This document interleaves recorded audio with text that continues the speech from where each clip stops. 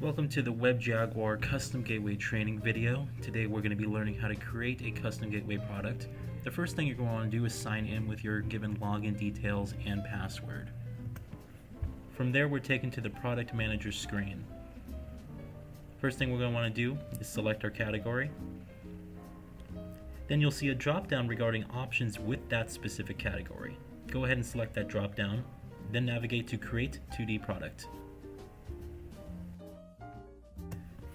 At this point, we're given our opportunity to fill out the basic details for our blank product. Go ahead and fill out the name, choose a supplier from the drop-down, and then enter a supplier SKU.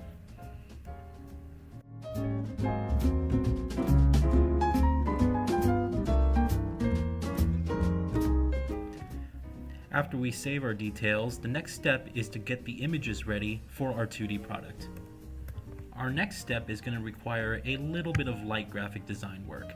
Go ahead and open up a blank canvas in Adobe Photoshop. And you're going to want to set the resolution and pixels for each axis at 800 by 800. Also make sure to keep a 72 ppi resolution. The custom gateway software requires that we have two different types of images. So let's import the image from our product. We're going to need to create two different types of images for this product. One is the same picture of the product with the background removed, and then the other is a masked version of that product. Our first step is to unlock our background layer and then simply delete it. Once we removed our excess layers, we're going to use the magic wand tool to take out the background of the product pretty instantaneously. From here, it will select all of the same color layers, and then we can use the Shift key while clicking to simply get rid of that extra shadow detail around the product.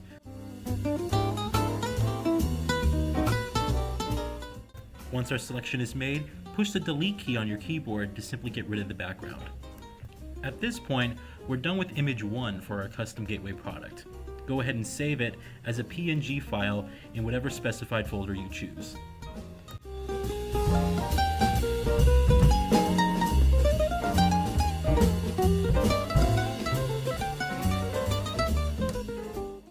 Be sure to give the image a name that easily identifies what specific type of image it is. Highly recommended is to choose the smallest compression size. Custom Gateway requires that your two images you'll be importing do not reach a combined maximum space of over 750 kilobytes. At this point, we can now begin work on our mask image. We're going to simply use the magic wand tool here to easily select the white background on the phone case. Since this is the editable area, we're going to want to make sure that we select only the parts that we want the customer to be able to edit.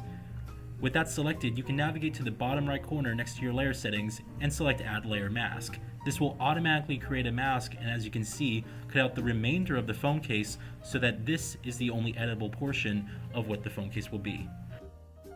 Likewise with our background image, we're going to make sure we save this as a .png file. Make sure you name it something easily identifiable, and in the next save mode, make sure you continue to select the smallest compression size.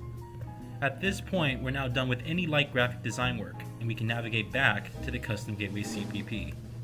Once back on the CPP, you're going to want to scroll down to the 2D view setting. Select it, and then you'll see options to choose an image for both our background and mask images we just created. Go ahead and select them in the appropriate folder.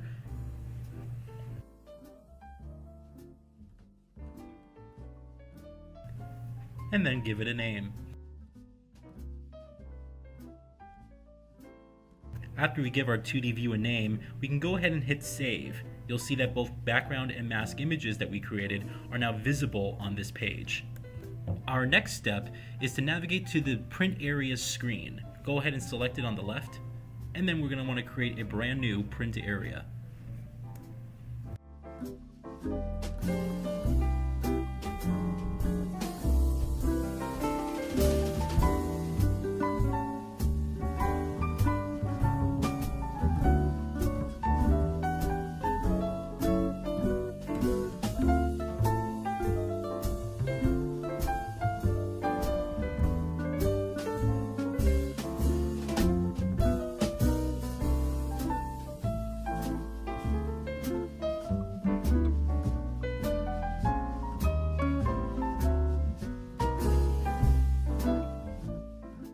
Once one of the print area boxes is filling the product, you can then scroll back up and simply copy and paste the same exact numbers for the mask print area box.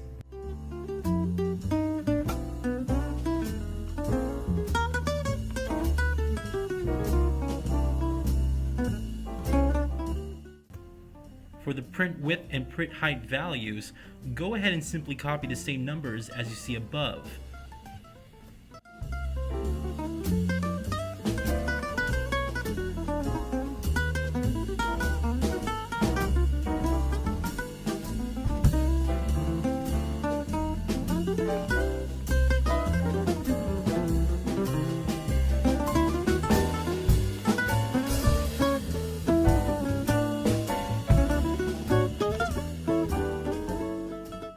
At this point, we can go ahead and select a name. Our display name here is what shows directly to the customer, while our internal name is what shows directly in our CPP editor. Once our names are filled out, go ahead and scroll down to the texture preview drop-down. After that, you can see that the text is simply in the top left-hand corner. Click and drag it anywhere on your product. Keep in mind that wherever you drag it to is where the text will start appearing when a customer types a value in.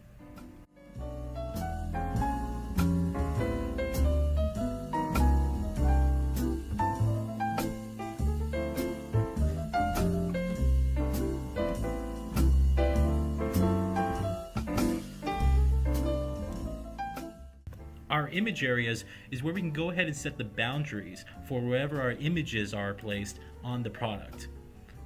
Since we wanted to encompass the full area of the phone case, we're going to navigate back up to the print areas option and open it in a new tab. We're going to simply copy and paste the same values and numbers that we see in the print areas in the appropriate fields. For example, our X position number is going to be copied and placed in our X position area for our print areas.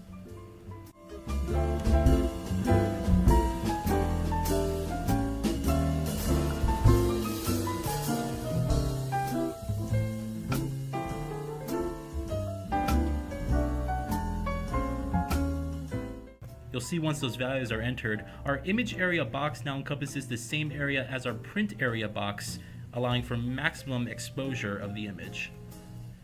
Once we're done with those adjustments, we can go ahead and select a display and internal name similar to the text areas.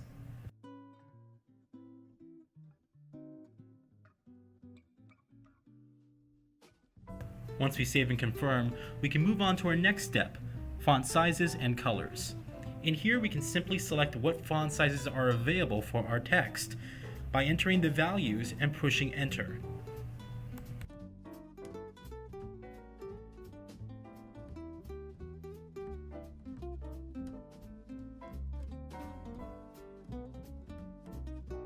Our next step is then setting the font colors. We can enter the hex values or simply type the color name.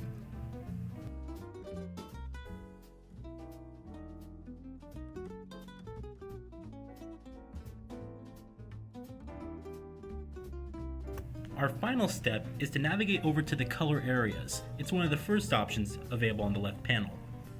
Once selected, go ahead and click Edit from the existing option, and then scroll down to Add Additional Colors. From here, we can select a wide variety of different colors available already in the system. Go ahead and select the colors applicable to your product.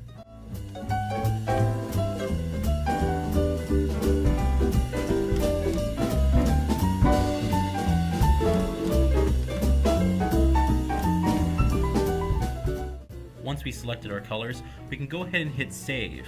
Then we can scroll back up to make any adjustments to the names of the colors available, as well as make default colors.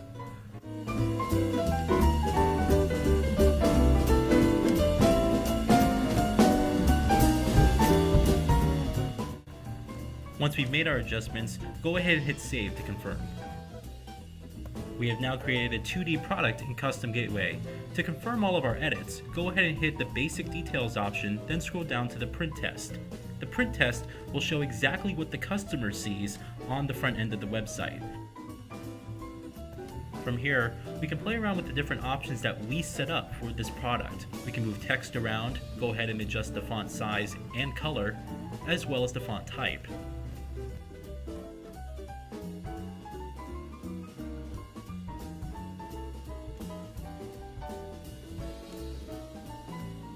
Additionally, we can also see how the different colors we selected appear on the product.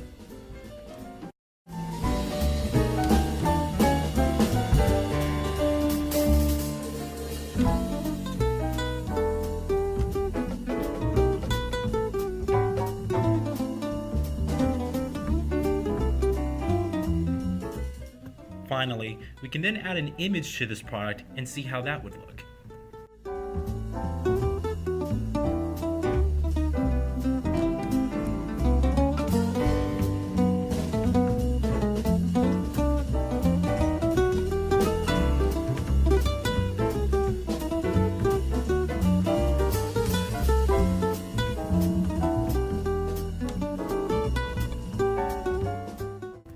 Once we confirmed all is working well, we can then scroll down and select Product Management to bring us back to our product list. Simply repeat the steps in this video to create more additional products. The images for your products will appear after about 30 to 60 minutes. The entire process should generally take 10 to 15 minutes per product, allowing for 5 to 10 products to be done in a matter of an hour or two. Thanks for watching the WebJaguar Custom Gateway training video.